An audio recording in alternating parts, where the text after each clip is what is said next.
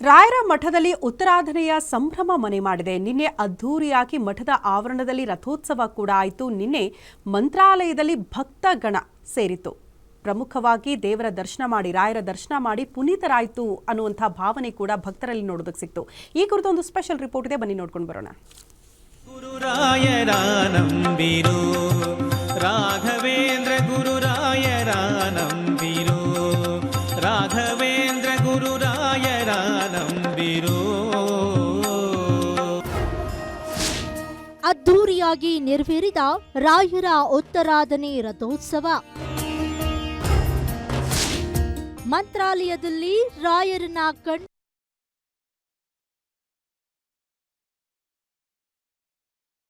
ಪುನೀತರಾದ ಭಕ್ತಗಣ. ಕಲಿಯುಗದ ಕಾಮಧೇನು ಶ್ರೀ ರಾಘವೇಂದ್ರ ಸ್ವಾಮಿಗಳ ಮಠದಲ್ಲಿ ಉತ್ತರಾಧನೆ ಸಂಭ್ರಮ ಮನೆ ಮಾಡಿತ್ತು. ರಾಘವೇಂದ್ರ ಸ್ವಾಮಿಗಳು ವೃಂದಾವನಸ್ಥರಾದ ಮರುದಿನವನ್ನ ಮಂತ್ರಾಲಯದಲ್ಲಿ ಉತ್ತರಾಧನೆಯನ್ನಾಗಿ ಆಚರಿಸಲಾಯಿತು. ಆರಾಧನಾ ಮಹೋತ್ಸವದ ಕೊನೆಯ ಘಟ್ಟ ಉತ್ತರಾಧನೆ ಹಿನ್ನೆಲೆಯಲ್ಲಿ ಮಠದ ರಾಜಬೀದಿಯಲ್ಲಿ ಮಹಾರಥೋತ್ಸವ ನಡೆಯಿತು. ಈ ದಿನ ರಾಯರು ಪ್ರಹ್ಲಾದ ರಾಜರ ಉತ್ಸವ ಮೂರ್ತಿ ರೂಪದಿಂದ ಹೊರಪ್ರಕಾರದಲ್ಲಿ ಬಂದು ಭಕ್ತರಿಗೆ ರಾಜಬೀದಿಯಲ್ಲಿ ದರ್ಶನ ಕೊಡ್ತಾರೆ ಅನ್ನೋ ಪ್ರತೀತಿ ಇದೆ. ಗುರು ರಾಘವೇಂದ್ರ ಶರಣು ಶರಣು ಶರಣು ಶರಣು ಗುರು ಸಾರ್ವಭೌಮ ಶರಣು. ಮಹಾರಥೋತ್ಸವಕ್ಕೂ ಮುನ್ನ ರಾಮದೇವರು ಮತ್ತು ಎಲ್ಲ ಬೃಂದಾವನಗಳಿಗೂ ಗುಲಾಲ್ ಸಮರ್ಪಣೆ ಮಾಡುವ ಮೂಲಕ ಮಠದ ಪೀಠಾಧಿಪತಿ ಸುಬುಧೇಂದ್ರ ತೀರ್ಥರು ರಂಗಿನ ಹಬ್ಬ ವಸಂತೋತ್ಸವ ಆಚರಿಸಿದ್ರು.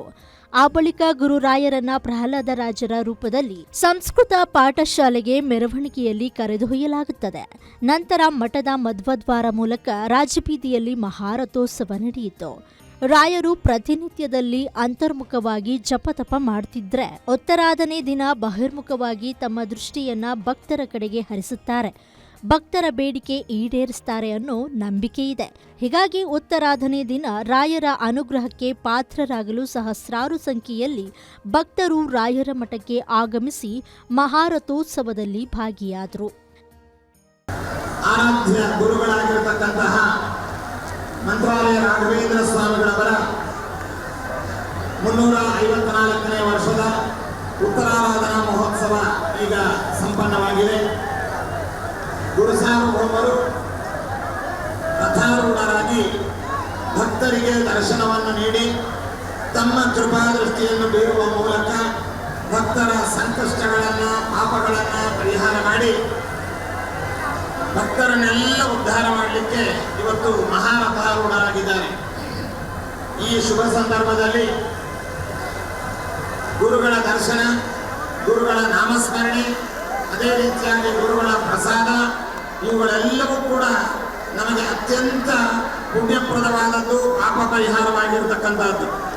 ಇನ್ನು ವಿವಿಧೆಡೆಯಿಂದ ಆಗಮಿಸಿರುವ ಭಜನಾ ಮಂಡಳಿಗಳು, ಕಲಾ ತಂಡಗಳು ರಾಜಬೀದಿಯಲ್ಲಿ ರಥೋತ್ಸವಕ್ಕೆ ಮೆರುಗು ನೀಡಿದ್ವು. ರಥೋತ್ಸವ ವೇಳೆ ಶ್ರೀಗಳು ಹೆಲಿಕಾಪ್ಟರ್ ಮೂಲಕ ಪ್ರತಿ ವರ್ಷದಂತೆ ರಥಕ್ಕೆ ಪುಷ್ಪವೃಷ್ಟಿಯನ್ನ ಮಾಡಿದ್ರು. ಒಟ್ಟಾರೆ ತುಂಗಾ ತೀರದಲ್ಲಿ ನೆಲೆಸಿರುವ ಮಂತ್ರಾಲಯದಲ್ಲಿ ಆರಾಧನೆ ಸಂಭ್ರಮ ಮನೆ ಮಾಡಿದ್ದು, ಇಂದು ಮತ್ತು ನಾಳೆ ಸಹ ಆರಾಧನಾ ಕಾರ್ಯಕ್ರಮಗಳು ಜರುಗಲಿವೆ. Anil Kumar, Guarantee News, Raichur.